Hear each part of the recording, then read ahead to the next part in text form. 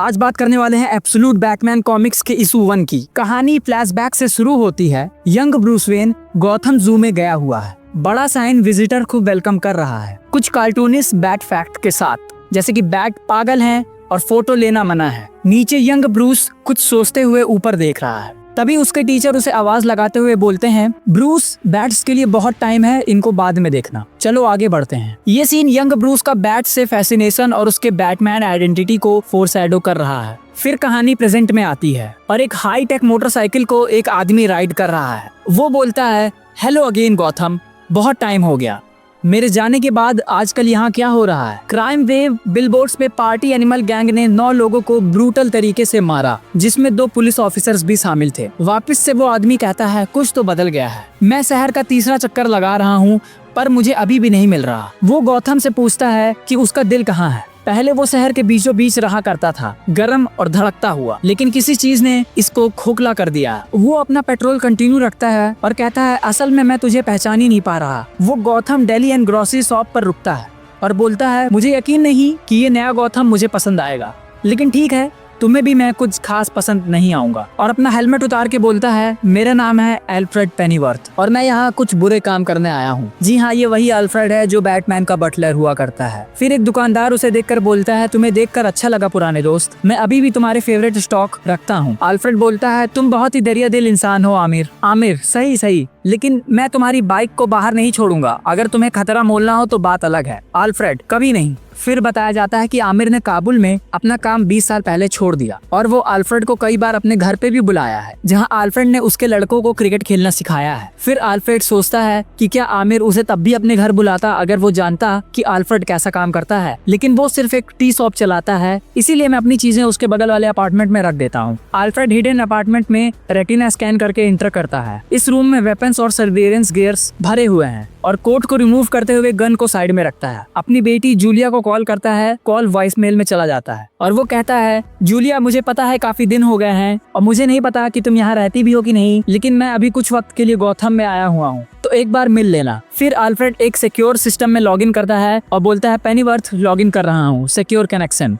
Assignment क्या है? Alfred बोलता है, मैंने डॉकेट पढ़ा, क्या मैं पूछ सकता हूँ कि मुझे सिंगापुर से क्यों बुलाया गया? मैं टारगेट के इतना करीब था, 5 साल से उसके पीछे था। स्क्रीन पर आवाज आती है, पिछले 3 महीनों में पार्टी एनिमल्स नाम के गैंग ने कत्लेआम मचाए रखा है, सिटीजन्स को रैंडमली मार रहे हैं, मर्डर रेट 700% बढ़ गया है। कल एक डे केयर को जला दिया गया जिसमें 32 लोग जल गए। तुम्हारा असाइनमेंट स्ट्रिक्टली सर्वेलेंस है। इन पार्टी एनिमल्स पर इंफॉर्मेशन इकट्ठा करो, लेकिन इंगेज मत करना। और शायद टाउन में एक और प्लेयर है, हमें सिर्फ एक झलक मिली है, लेकिन वो गैंग के आसपास घूम रहा है। अगर वो बहुत करीब आ जाए तो तुम्हें उसे इंगेज करने की ऑथराइजेशन है। हम बाइक को कोऑर्डिनेट्स भेज रहे हैं अभी जगहें देखने के लिए। पॉसिबल टारगेट्स भी वहां आपको मिल जाएंगे। तब तक के लिए चाय का मजा लो, साइन ऑफ। अल्फ्रेड कहता है, मुझे शहर से नफरत है। सीन शिफ्ट होता है क्रॉक्स जिम में। यहाँ एक बंदा पंचिंग बैग को मार रहा होता है तो यंग ब्रूस इंटर करता है और वो कहता है, अब मेरी बारी है, और वो जोर से हिट करता है। बाकी जिम वाले उसे देख रहे होते हैं। बीच बीच में जू के फ्लैशबैक भी दिखाई दे रहे होते हैं। उसके दिमाग में उस दिन की मेमोरीज फ्लैश होती है, जू की विजिट, उसके फादर के साथ लास्ट मोमेंट्स। यहाँ थॉमस वेन एक टीचर है, ना कि एक बिलियनियर। क्लास लॉरेंस को देख रही है और थॉमस ने ब्रूस को बताया आज रात को वो फैमिली के साथ मूवी देखने जाएंगे। तभी गन शॉट्स की यादें उसके दिमाग में घूमती हैं। ब्रूस इतना जोर से बैग को हिट करता है कि कैनवस फट जाता है और हर तरफ रेत बिखर जाती है। वेलन अपनी बाहों में एक छोटा सा क्रोकोडाइल लिए खड़ा है।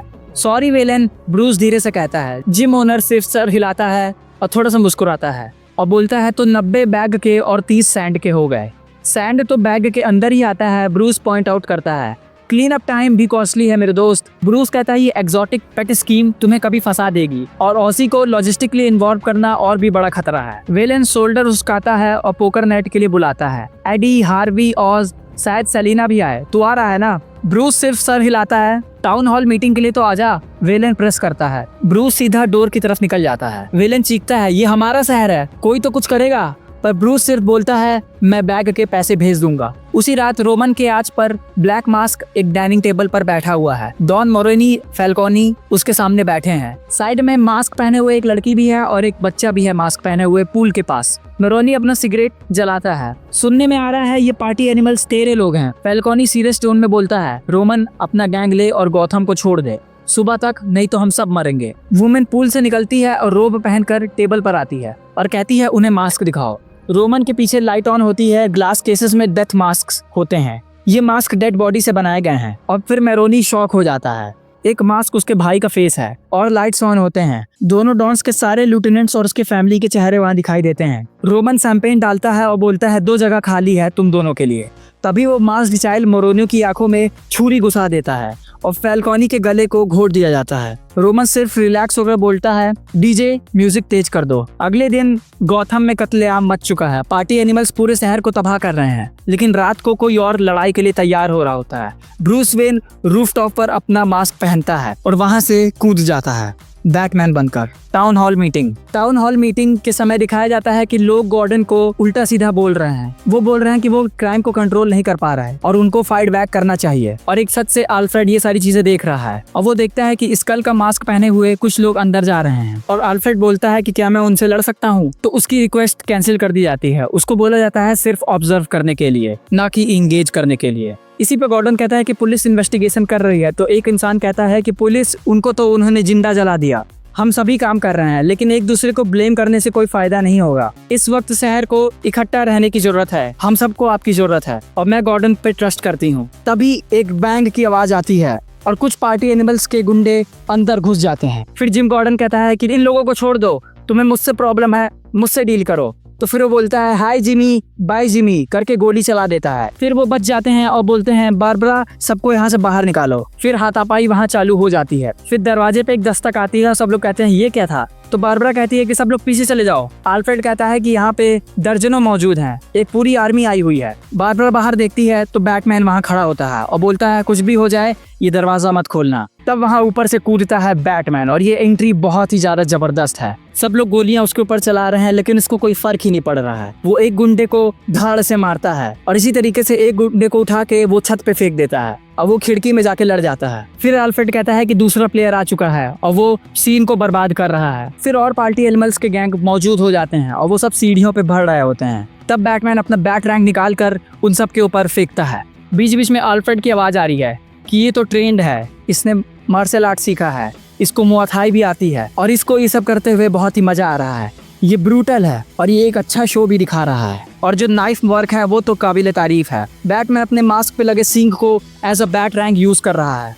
तब उसमें से एक बड़ा गुंडा आता है, वो कहता है हट जाओ और फिर बोलता है कि इन हाथों ने इतने लोगों को मारा है कि इनकी कोई गिनती भी नहीं कर सकता और मेरे रास्ते से हट जाओ। तब बैटमैन अपने बीच में लगे हुए सिंबल को निकाल लेता है और उसको एज अ कुल्हाड़ी यूज करता है और जैसे ही बड़ा गुंडा उसको मारने की कोशिश करता है उसका हाथ बैटमैन कच्ची से काट देता है और इस बात से वो बहुत ही ज्यादा शॉक हो जाता है कि भाई उसका हाथ ही कट गया। तो बैटमैन कहता है कि मैंने सुना है कि हाथ रीअटैच हो सकता है, यहाँ साउथ में एक हॉस्पिटल है, वहाँ पे जाके अपना चेकअप करवाओ और जल्दी से जाना पड़ेगा तुम्हें। और बोलता है कि और जो बाकी बचे हुए लोग हैं उनको मैं एक दोबारा चांस देता हूँ कि मेरे रास्ते से हट जाएं। इतने में सारे गुंडे चौंक जाते हैं और अल्फ्रेड कहता है वेल डन। और फिर गुंडे वहाँ से भागने की कोशिश कर ही रहे होते हैं कि फिर एक बूम की आवाज आती है और एक बड़ा सा धमाका होता है और सारे गुंडे सीढ़ियों के बीच दब जाते हैं। तब अल्फ्रेड आता है। अल्फ्रेड से पूछा जाता है अल्फ्रेड वहाँ क्या चल रहा है, सैटेलाइट इमेज में कुछ समझ में नहीं आ रहा, ये कौन सा प्लेयर है जो तुम इंगेज करने जा रहे हो, कॉपी? वो कहता है कॉपी। सब लोग वहाँ चीख रहे हैं, दर्द के मारे कहार रहे हैं और इतने में वो बैटमैन को बोलता है कि ये जो साउंड तुमने सुनी वो DC-34 ऑटोमेटिक शॉटगन की थी बेटा, पूरी दुनिया में केवल 3 ही है,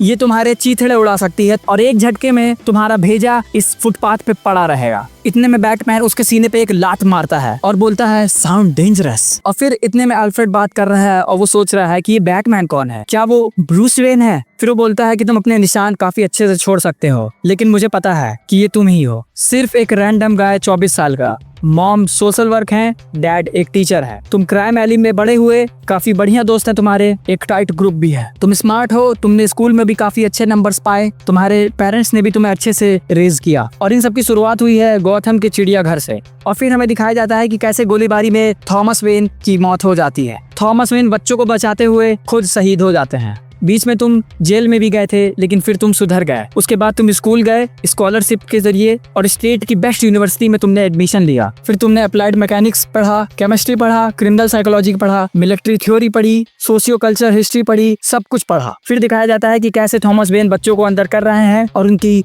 जान चली जाती है। फिर तुम घर आए तुमने गौतम पावर ग्रिड में काम करा, उसके बाद वाटर डिपार्टमेंट में, उसके बाद सैनिटेशन में, उसके बाद तुम सिटी हॉल में इंटर्न भी बन गए, जहाँ तुमने पढ़ा public policy, micro and macro. तुमने सिटी का ब्रेन पढ़ा, उसकी बॉडी पढ़ी और गौतम की हर चीजों को अच्छे से नजर रखी। उसके बाद तुम इंजीनियर भी बन गए और जो कल तुमने तोड़ा है उसको आज तुम रिपेयर भी कर रहे हो। तुमने यहाँ कुछ तो बनाया है और मैं देख सकता हूँ कि ये काफी ज्यादा इम्प्रेसिव काम है। और फिर वो बोलता है कि तुम इस जंगल, इस रेगिस्तान में एक क्रूसेडर हो और हर क्रूसेडर की एक वीकनेस है जो कि मुझे दिख रही है और जो यहाँ पे बैठी हुई है। फिर उसकी माँ को दिखाया जाता है। वो कहती है कि सीरियसली तुम अपनी माँ को 1 घंटा इस सर्दी में बैठाए हुए हो गौतम की स्ट्रीट्स पे। तो फिर ब्रूस कहता है सॉरी मॉम, मैं बस जू की तरफ गया हुआ था और मैंने सुना कल टाउन हॉल में क्या हुआ, आप ठीक तो हैं? तब अल्फ्रेड कहता है कि मैं तुम्हें यहीं पे मार सकता हूँ उसके सामने, बहुत ही आसान होगा, यही तो मैं करता हूँ। फिर उसको मैसेज आता है जूलिया से, नेवर कॉन्टैक्ट मी अगेन। फिर वो और उसकी माँ अंदर चले जाते हैं। फिर ब्रूस अंदर बैठा सोच रहा है और बोलता है यहाँ स्कल मार्क्स के पीछे कुछ तो है, कुछ बड़ा, जो मुझे समझने में दिक्कत हो रही है। ये चीज केवल प्रोटेक्शन के लिए नहीं है, ये डराने के लिए है। तो फिर अल्फ्रेड बिल्डिंग पे चढ़ के बोलता है कि बहुत ही अच्छा दिमाग है तुम्हारा, इन बिल्डिंग में छुपे हुए हो। फिर बोलता है ये जो टॉप फ्लोर है ये कंपनीज द्वारा चलाई जाती है जो कि अभी खाली पड़ी हुई है, यहाँ पे कोई नहीं आता, लेकिन आज मैं तुम्हारा काम यहीं तमाम कर दूंगा। फिर बैटमैन आ जाता है शॉटगन को रीलोड करते हुए और वो बोलता है मुझे लगा तुम इससे बेहतर हो बेटा, मुझे गन दे दो, तुम कोई किलर नहीं हो। बस उसी में उसने गोली चला दी। फिर बैटमैन अपनी बाइक लेके वहां से रवाना हो गया। 1000 फीट ऊपर से उसने बाइक कुदा दी। फिर वो बोलता है कि यार यहाँ चल क्या रहा है भाई। फिर स्टोरी एंड होती है जहाँ पे लिखा होता है बैट्स आर क्रेजी। फिर अल्फ्रेड कहता है कि मुझे लग रहा है कि गौतम इतना बुरा भी नहीं है। एपिलॉग में दिखाया जाता है कि अल्फ्रेड बोल रहा है कि मैं उसे अगली बार ढूंढ लूंगा। तो इस पे बोला जाता है कि तुम अभी इंगेज मत होना, तुम केवल पार्टी एनिमल्स पे फोकस करो। और बोलता है कि जो तुम्हारा टारगेट था वो फिलीपींस में कहीं गायब हो गया। फिर अल्फ्रेड बोलता है मैंने 5 साल इस पर गवाए और तुमने उनको खो दिया। मैनीला में दिखाया जाता है सेमीकंडक्टर मैन्युफैक्चरिंग प्लांट और कुछ पायलट्स एक दूसरे से बात कर रहे हैं और बोलता है ऐसा मत करो, ऐसा जोक मत करो। तो फिर वो बोलता है क्यों? और बोलता है कि तुमने सुना नहीं, वो जो आदमी है वो कभी नहीं हंसता है, किसी भी चीज पे नहीं हंसता है और इसीलिए तो हम उसे बोलते हैं द जोकर। और फिर कहानी खत्म हो जाती है, तो भी कंटिन्यूड करके दिखाया जाता है। तो दोस्तों आप चाहते हैं अगर इस सेकंड में बनाऊं तो इस पे कमेंट करिए। इसको बनाने में बहुत ही ज्यादा मेहनत लगती है और अगर वीडियो अच्छा लगा हो तो इसे लाइक से सब्सक्राइब करना ना भूलें। तब तक के लिए keep loving, keep watching heroic cinema.